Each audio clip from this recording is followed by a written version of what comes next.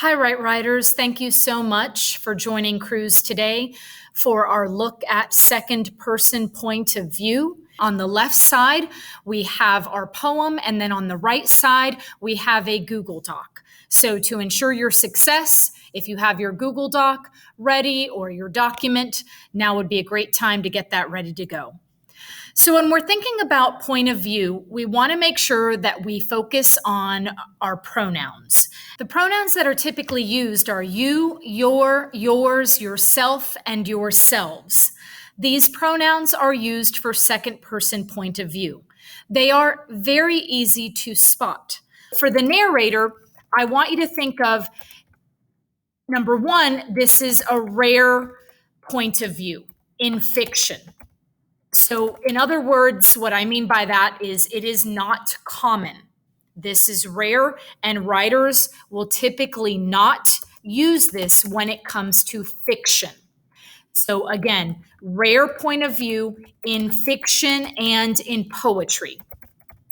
And you might ask yourself, well, why is that? Why is this not a common point of view?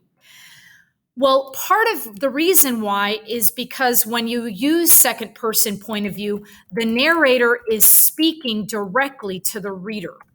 Typically, the narrator speaks directly to the reader, to us.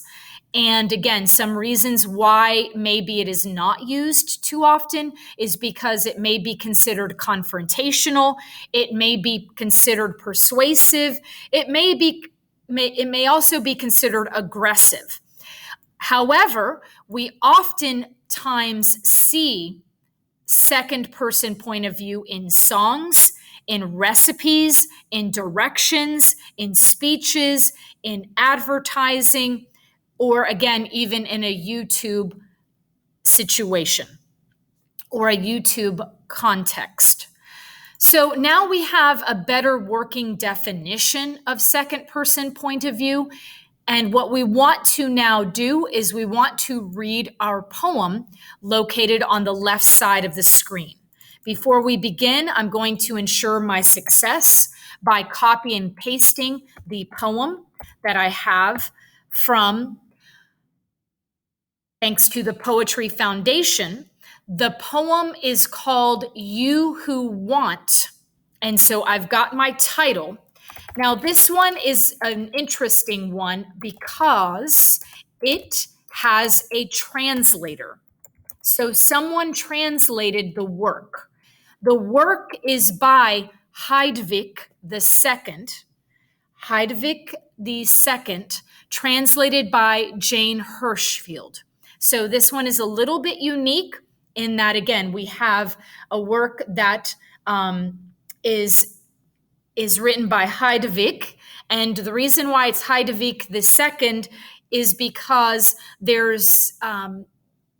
are arguments or there are questions about whether or not this particular woman was the original Heidvik or if it was someone else who might have written the poem. And so that's why it is Heidvik II. And again, we have a translator, and the translator is Jane Hirschfield. So we want to give credit to both. I will also provide a link for more information about the Beguines, who were medieval mystical women. And this required some background research on my part when I found this particular poem. And so if you are interested, I promise I will have a link for you. And you may find it quite fascinating learning about the Beguines, who were basically lay women, and just were medieval mystics. Very, very fascinating. That will be provided in a link. In the meantime, let's go to our poetry reading because we have the title, we have who the work is written by, and we have the translator's name as well. And that will be included in our paragraphs. Let's go ahead and expand our poem here as I begin to read. You Who Want by Heidvik II, translated by Jane Hirschfield. You who want knowledge, seek the oneness within. There you will find the clear mirror already waiting. You who want knowledge, seek the oneness within. There you will find the clear mirror already waiting. You who want knowledge, seek the oneness within. There you will find the clear mirror waiting. So we're looking at the text evidence or lines from the poem. And as you can see, this is a 2-stanza poem here. I'm going to expand it just a little bit, brighten this up so we can see it better, by Heidevik. And we see 2 stanzas, a 2-stanza poem. We definitely see the pronoun you, and we can begin to use the text evidence to demonstrate that this, in fact, is a poem written in second person. First, I want to identify where the pronoun is being used. So we have you and you being referenced in the poem. So I just wanted to circle those first, and now we can begin to pull our text evidence. So definitely you who want knowledge would definitely be considered text evidence that we can use within our second person point of view. This text evidence, we use it to defend that what we are arguing, and we are defending that this poet, this narrator, is using second person point of view. And then I have this one here, and I'm going to go ahead and use that whole stanza. There really is not much there, meaning there's not much to type, so we can go ahead and use that. However, I'm just going to take this part where the comma is and include that as part of the text evidence in the poem. And we may decide to expand that a little bit later in our upper level paragraph, but this is what we're going to be using now. So I'm going to go ahead and borrow you who want knowledge, and I'm going to use ellipses to let the reader know that that continues. We also have the next example of text evidence. Let me go ahead and move this down so it is easier to see. The next example of text evidence is there you will find the clear mirror. Now let's go ahead and begin our paragraph and thinking about how we're going to set this up for success. So we want to make sure that we reference our title. You Who Want by Heidevik II demonstrates a second person point of view. Now, if we wanted to go ahead, and we should include our translator, we can go ahead and put that in parentheses, and we can say translated by Jane Hirschfield. And so we can make sure that we give credit to Jane Hirschfield for the work that she did to translate this particular poem. So we could say You Who Want by Heidevik II, translated by Jane Hirschfield, demonstrates a second person point of view. Now, we have not mentioned that this is the poem or a poem yet, so we want to make sure that we do that in the next sentence. We also want to make sure that we let the reader know, well, what is second person point of view and why would a narrator use it? So let's talk about that in our next sentence. Narrators use this point of view to speak directly to the reader. In this poem, Heidevik II gives us or offers advice. And then we can use a colon, and now we can go ahead and borrow the text evidence that we have. So we can go ahead, and I'm going to hit Control C, and I'm going to hit Control V, and have both examples there for us. Let's take a look at what we have so far for our middle school paragraph. You Who Want by Heidevik II, translated by Jane Hirschfield, demonstrates a second-person point of view. Narrators use this point of view to speak directly to the reader. In this poem, Heidevik II offers advice. You who want knowledge, and there you will find the clear mirror. By using the pronoun you, the narrator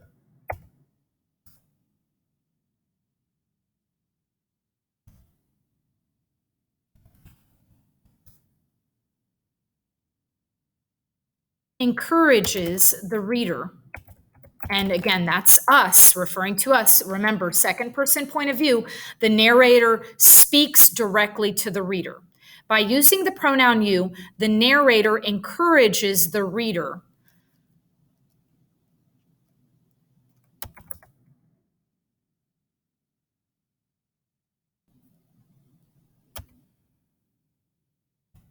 to look at their own reflection, because again, there you will find the clear mirror. So if we're looking at a mirror, we are looking at our own reflection in that mirror. You who want knowledge, and there you will find the clear mirror. By using the pronoun you, the narrator encouraged the reader to look at their own reflection.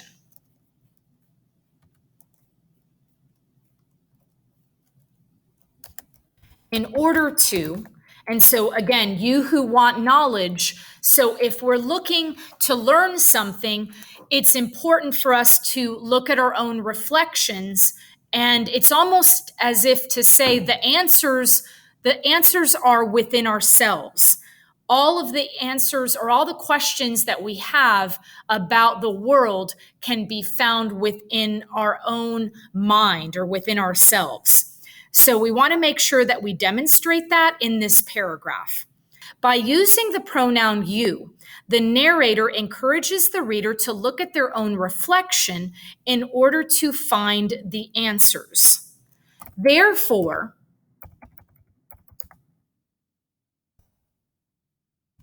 and again, we want to always, I say again, because right, writers, I know you have seen other videos by Cruz, and you've seen that we always want to come full circle. So we always want to come back to what we said in our first sentence. Therefore, Heidevik II uses a second person point of view to, and again, speak directly to the reader. And we can say that again. We can even say demonstrates a second person point of view. So I may want to blend these together. Therefore, Heidevik II uses a second person point of view to speak directly to the reader.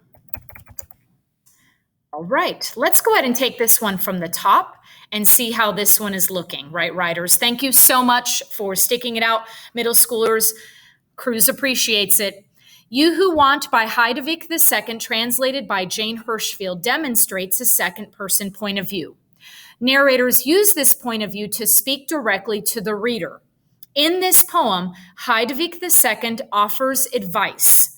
You who want knowledge, and there you will find the clear mirror. By using the pronoun you, the narrator encourages the reader to look at their own reflection in order to find answers, to find the answers. To find the answers or to find answers? In order to find the answers. To find answers. Or to find the answers to the questions they have. Let's try that one, taking it from here down. By using the pronoun you, the narrator encourages the reader to look at their own reflection in order to find the answers to the questions they have. Therefore, Heidevik II uses a second person point of view to speak directly to the reader. That I absolutely will accept as a first draft.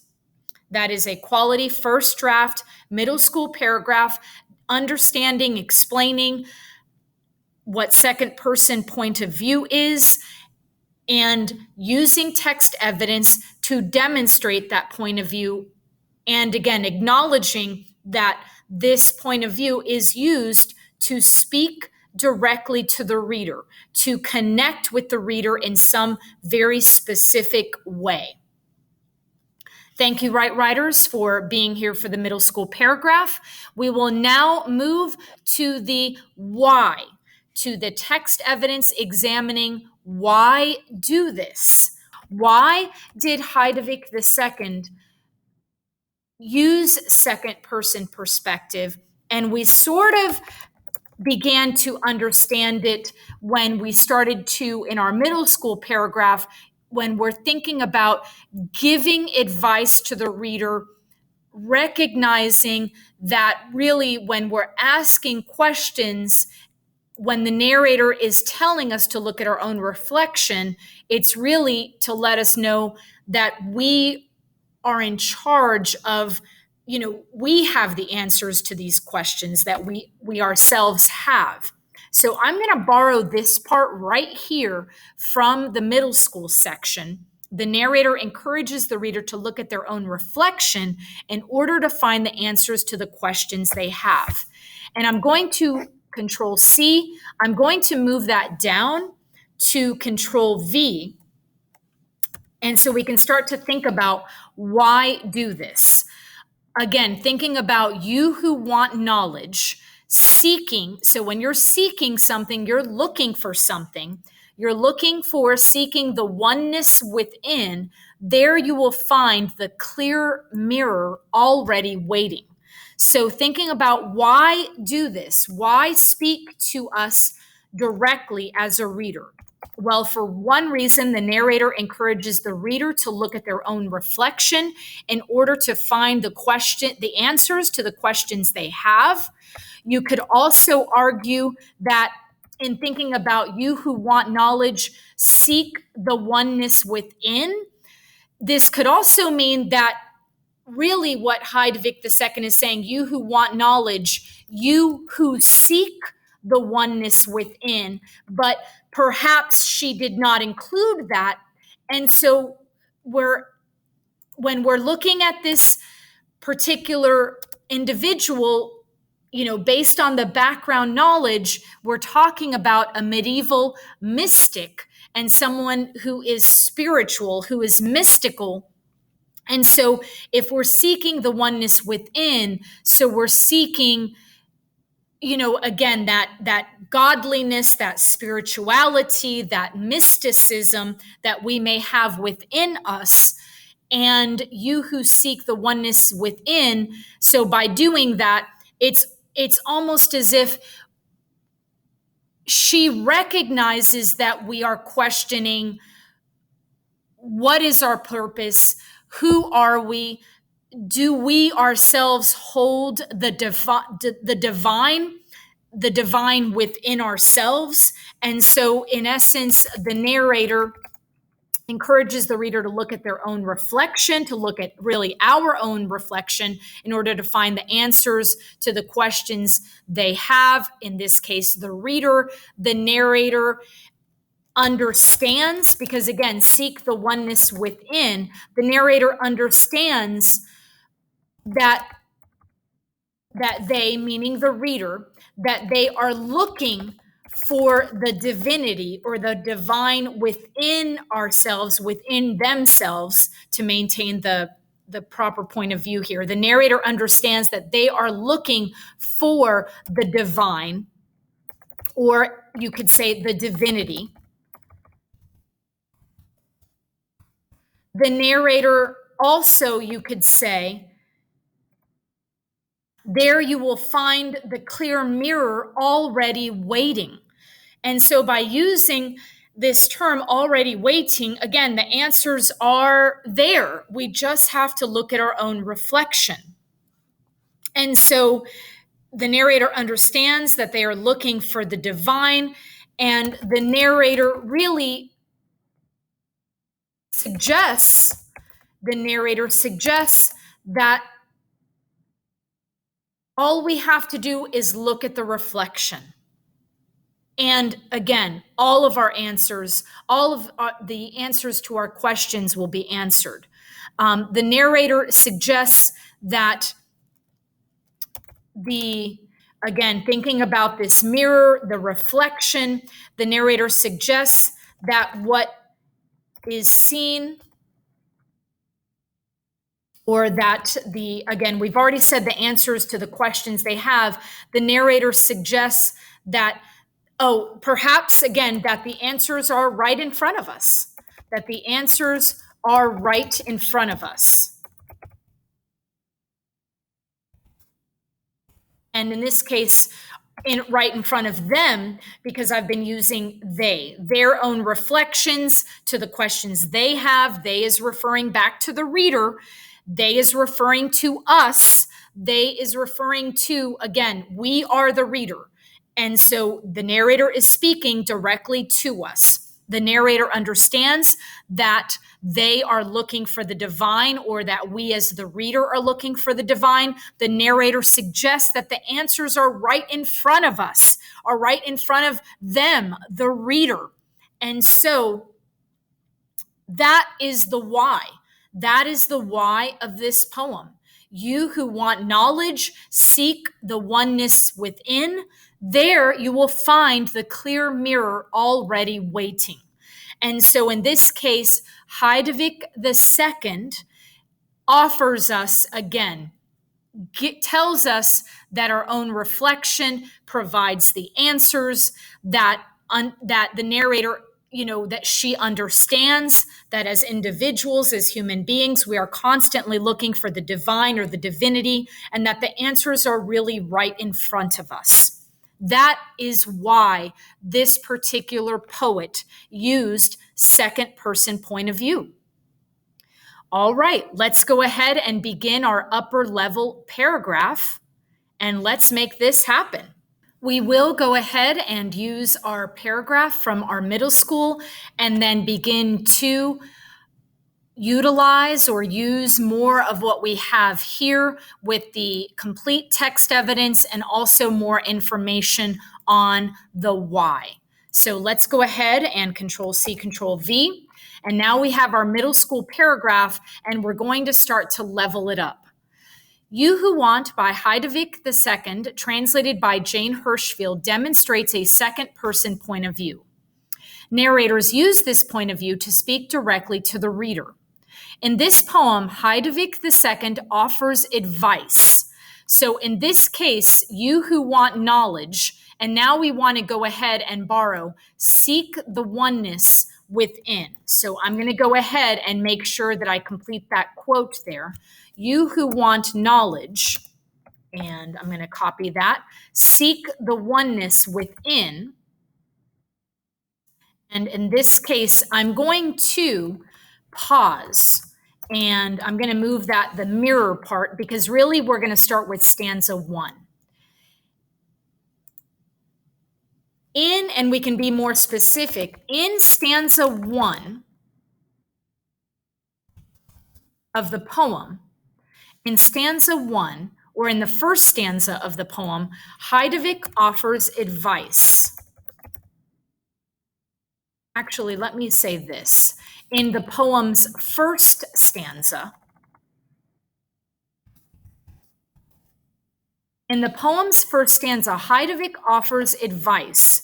You who want knowledge, seek the oneness within. So in this case, I think we should use this one. The narrator understands that they are looking for the divinity or the divine. So I'm going to borrow that to help us explain the why. In the poem's first stanza, Heidevik II offers advice. You who want knowledge, seek the oneness within. The narrator here, comma, the narrator understands that the reader is looking for the divinity or the divine. That the reader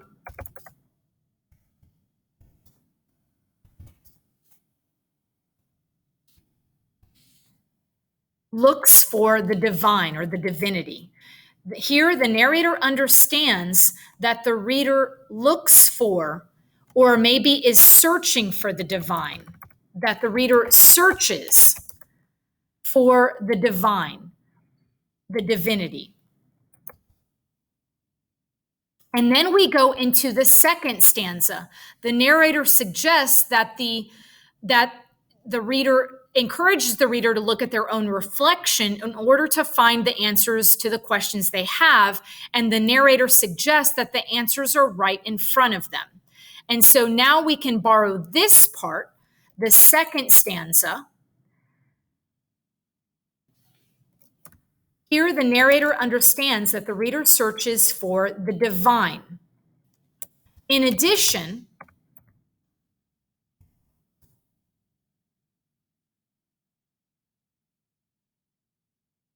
and we have, there you will find the clear mirror already waiting. And I think it's interesting even using that adjective clear to describe the mirror, in that, again, it's very clear, it's obvious, it's right in front of us.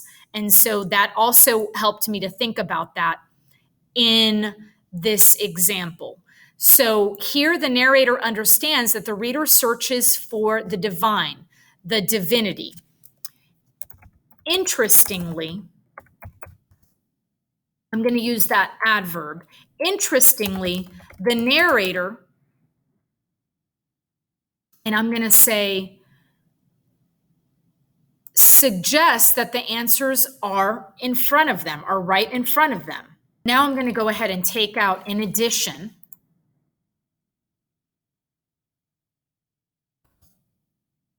And so I will look at this. Interestingly, the narrator suggests that the answers are right in front of them. There you will find the clear mirror already waiting. And now we may want to further advance by saying the narrator encourages the reader to look at their own reflection in order to find the answers to the questions they have. And so we're going to include that at the end.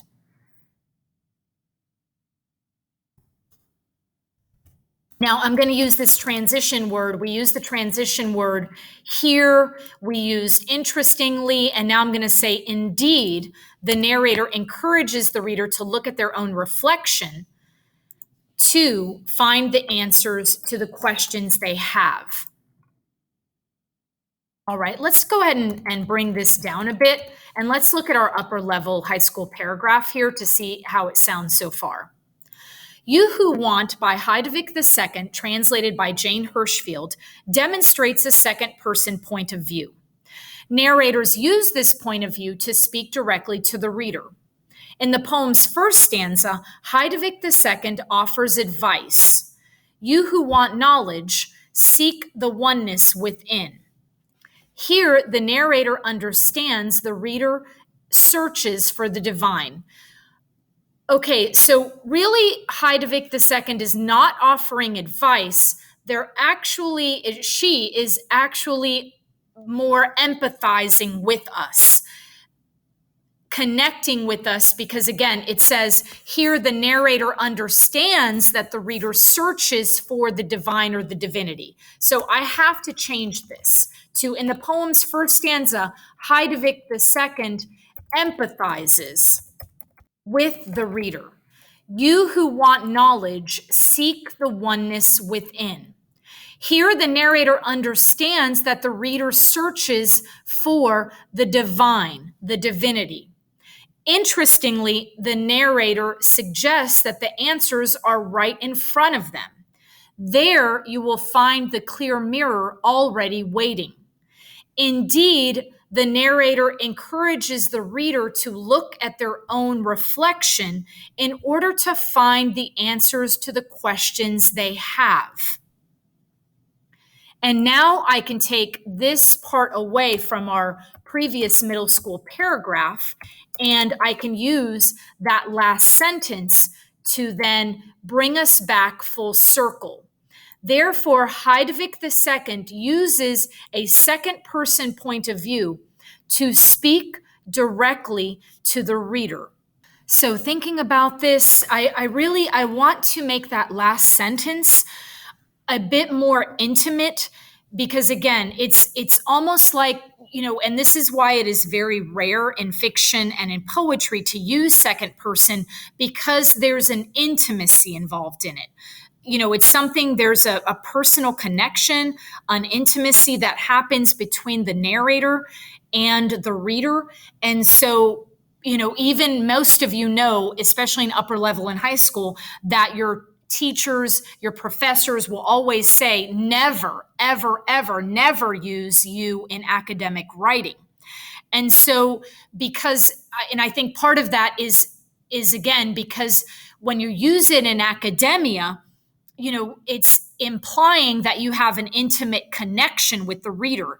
And in some ways, it can be considered inappropriate almost. And so in this case, I really want to get more to this intimacy. And so I want to say something like, therefore, Heidevik II uses a second person point of view to speak directly to the reader, or to speak intimately to the reader, to speak to the reader in an intimate way.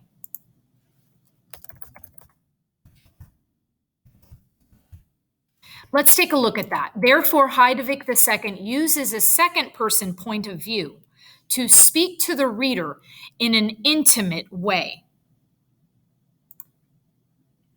All right, let's go ahead and take this one from the top, and let's look at it for our upper level paragraph and see how this one, how the flow for it. Again, that's one of the reasons we keep rereading Right Writers for flow. I know this is a first draft that we are creating together. However, always check for flow. The best way to do that is by reading it aloud. You Who Want by Heidevik II, translated by Jane Hirschfield, demonstrates a second person point of view. Narrators use this point of view to speak directly to the reader. In the poem's first stanza, Heidevik II empathizes with the reader. You who want knowledge, seek the oneness within. Here, the narrator understands that the reader searches for the divine, the divinity. Interestingly, the narrator suggests that the answers are right in front of them. There, you will find the clear mirror already waiting. Indeed, the narrator encourages the reader to look at their own reflection in order to find the answers to the questions they have. Therefore, Heidevik II uses a second person point of view to speak to the reader in an intimate way.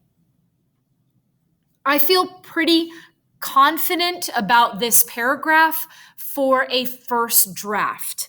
I think there could be, if you really wanted to unpack this even further, you could talk about this idea of the oneness within. I think that could perhaps, again, level up the writing quite a bit. But I am looking specifically at the point of view of using you. So in using this pronoun you, and we may want to even emphasize or reference this in this. Here the narrator understands that the reader searches for the divine, the divinity. And by using the pronoun you, I'm going to change this because we never really reference the pronoun usage. So I want to make sure that I include that. So by using the pronoun you to begin the text, the narrator understands that the reader searches for the divine. I think I'm going to leave that as is there. And thank you, Right Writers, for sticking this out. I really wanted to make sure, as I was looking at this again, I wanted to include the pronoun usage you. And again, it's one of those that when you sit with something for a while, more is you unpack more, more messages are given, and as you're writing something, it just more ideas as you brainstorm, they just start coming to you, and you might be at home thinking to yourself, or maybe you're sitting on a beach somewhere going, uh can't she just get through this already? So this is part of the process. This is that processing part. So, You Who Want by Heidevik II, translated by Jane Hirschfield, demonstrates a second person point of view. Narrators use this point of view to speak directly to the reader. In the poem's first stanza, Heidevik II empathizes with the reader. You who want knowledge, seek the oneness within. By using the pronoun you to begin the text, the narrator understands that the reader searches for the divine, the divinity. Interestingly, the narrator suggests that the answers are right in front of them. Begin the quote, end the quote. There you will find the clear mirror already waiting. Again, using our text evidence. Indeed, the narrator encourages the reader to look at their own reflection in order to find the answers to the questions they have. Therefore, Heidevik II uses a second person point of view to speak to the reader in an intimate way. I feel very confident about that paragraph.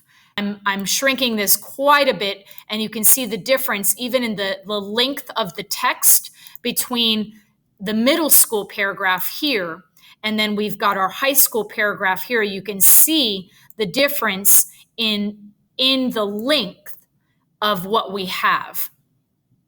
Thank you so much, Right Writers, for sticking it out with me with this particular work.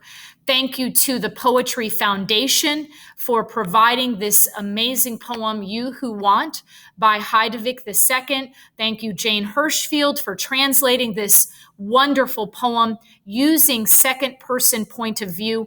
Again, not often used in fiction, not often used in poetry. We had to go back to the medieval period to find this particular poem. And I wanted to use something very approachable, very readable. Thank you so much for sticking it out. Thank you for subscribing to my channel, our channel, as far as I'm concerned. Take care, Right Writers. Love you guys. Bye-bye.